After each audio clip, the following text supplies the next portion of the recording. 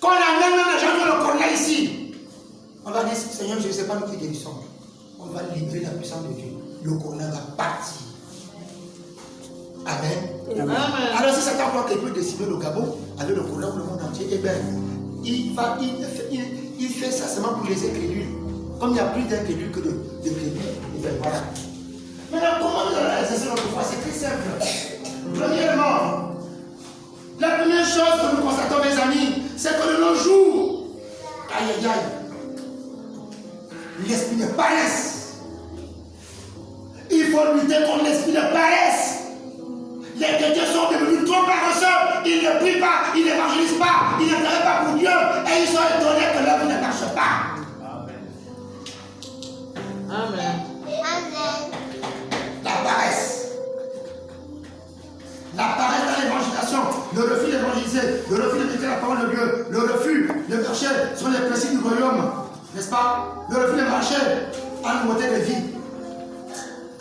C'est ça que nous remarquons aujourd'hui. Les gens ne sont que des chrétiens de l'homme. Elles n'ont pas de chrétiens effectifs. Mais le corona ou les temps difficiles ne peuvent venir pour les chrétiens effectifs.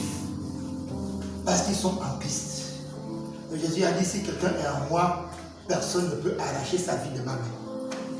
Si ma vie est en Christ, c'est le corona qui va aller arracher ma vie de main de Jésus. Et Jésus n'a même pas dit que je mourrais de maladie. C'est pas ce que Jésus a dit. Jésus n'a pas dit que je mourrais de maladie. C'est même pas la maladie qui nous tue. Non, dans les temps qui sont difficiles, peut-être qu'il y aura la martyrisation. Peut-être qu'on va tuer certaines personnes. On ne veut pas les tuer parce qu'on peut les tuer. On veut les tuer parce que Dieu a permis qu'on les tue. Parce qu'un sorcier peut chercher un chrétien pendant 1000 ans, il ne le trouvera pas. Mais si Dieu dit que c'est ton temps, tu dois être martyr, tu mourras. Tu mourras. Dieu va permettre qu'on te tue. Ça ne veut pas dire que le païen est plus fort que toi, que le sorcier. Ça veut seulement dire que c'est que ton jour. Et comme on est en Afrique, il fallait quand même trouver quelqu'un qui les compte. Donc, vous voyez, c'est cela. La bien-aimée, il va nous lire rapidement Apocalypse 2.2. Apocalypse 2.2. Allez voir. Apocalypse 2, c'est ça, nous devons vaincre ça. La parole du Seigneur est à je connais tes œuvres, ton travail et ta persévérance. Stop. C'est le temps pour le Seigneur de connaître quoi? Nos œuvres, nos bonnes œuvres. C'est le temps pour le Seigneur de connaître quoi? Notre travail. C'est le temps pour le Seigneur de connaître quoi? Notre persévérance. Ce sont des choses que nous devons pratiquer. Vous comprenez? Aujourd'hui, les chrétiens n'aiment pas les bonnes œuvres. Quand je dis chrétien, j'exagère. Ceux qui vont à l'église n'aiment pas les bonnes œuvres. Ils n'aiment pas le travail. Ils n'aiment pas la persévérance. Les bonnes œuvres. La seule manière de ne pas être pauvre. Moi, je vous ai parlé ici, je vous ai prêché ici un jour sur le porte-monnaie qui ne suffit jamais. Je ne sais pas ce que vous avez fait de ça. Ou vous avez vu que je prêchais sur le porte-monnaie magique. Je ne prêche pas sur le porte-monnaie magique. Je prêche sur le porte-monnaie qui ne s'épuise pas. Et moi, mon porte-monnaie ne s'épuise jamais. Mon pasteur, il y a longtemps, prêchait sur sa bouteille de gaz qui ne finissait pas vite. Et moi, j'étais toujours en train de douter que ça, c'est un gros menteur. Mon pasteur, je disais dans mon cœur, je n'ai jamais vu un pasteur qui est un menteur comme mon pasteur. Et j'étais avec lui. Le pasteur fait son témoignage devant et moi, j'ai dit, j'étais toujours à l'époque, j'étais possédé, j'ai dit dans mon cœur, je n'ai jamais vu un pasteur qui est un menteur comme mon pasteur. Et je croyais que ça s'est passé. Il est dans mon cœur, et quand j'ai mis les nuits, le soir, le Seigneur m'a menacé. Il m'a dit, c'est toi qui as fait le Seigneur. Benjamin, je dis oui. Là, il s'est manifesté comme un feu dévorant. C'est toi qui as créé le ciel de la terre. J'ai dit non. Pourquoi quand mon serviteur fait les témoignages, les miracles que moi je fais dans sa vie, Toi, tu es là dans ton cœur, tu me fais comporter.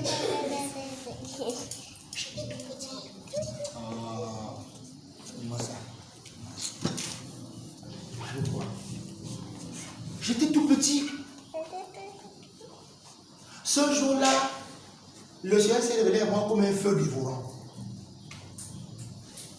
Et quand sa voix de tonnerre partait des cieux là-bas, je vous assure que la seule chose que j'avais envie de faire, c'est de prendre des ailes et de m'enfuir. Ça, c'est le début de ma conversion. Il me pose la question, c'est toi qui as créé le ciel et la terre? Je dis non, c'est toi. Pourquoi quand mon serviteur prêche, tu doutes? Et je sais que toi aussi tu doutes. Tu doutes. Ça me l'a montré là.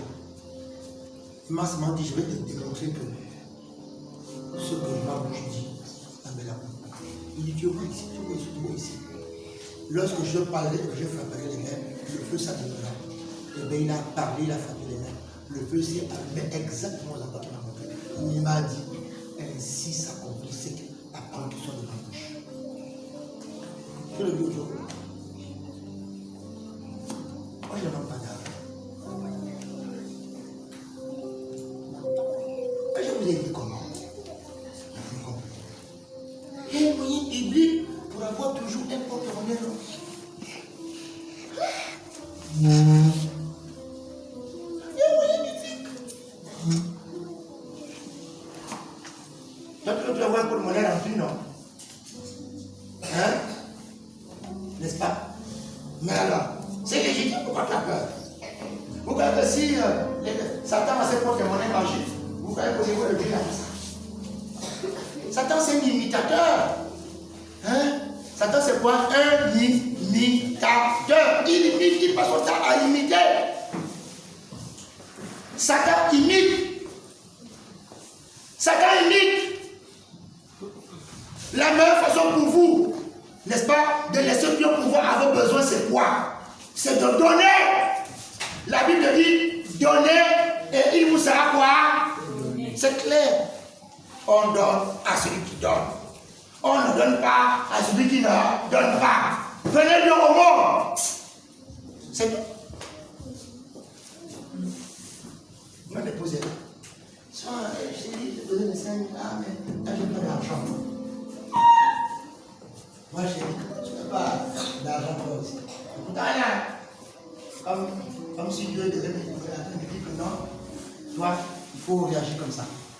Donc, voilà. L'argent chez Dieu, ce n'est pas un problème. Le problème, c'est ton travail. Amen. C'est ton travail. Je n'ai pas dit qu'il y a des jours où tu ne seras pas fauché. Je n'ai pas dit qu'il y a des jours où je n'ai pas dit que tu auras l'argent tous les jours. Il y a des jours où tu n'auras rien. Mais ça ne t'aidera pas. Qu'est-ce que Dieu fera? Il te bénira. Amen. Il te bénira. Il faut d'abord ça.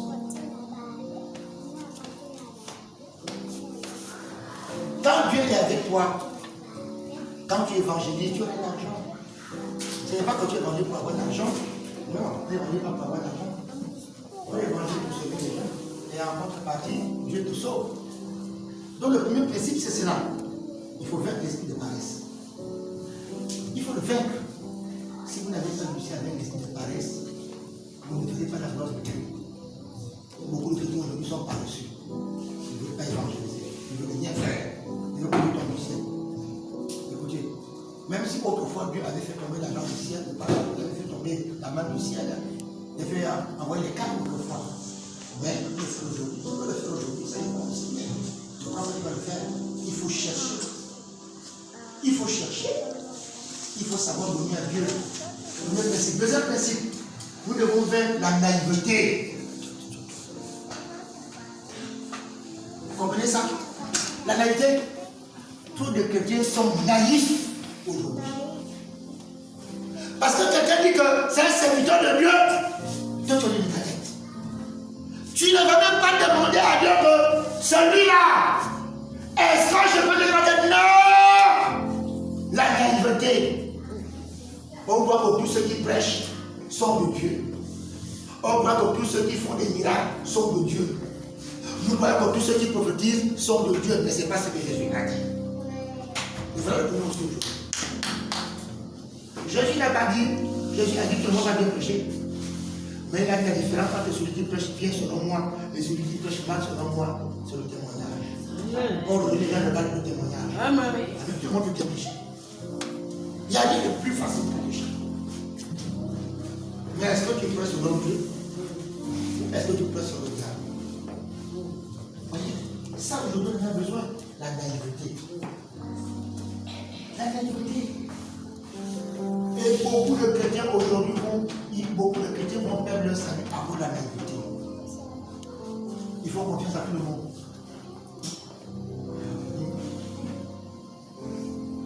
Oui, la naïveté. Il y a ceux qui pensent même que comme ils sont pasteurs, ils peuvent s'affranchir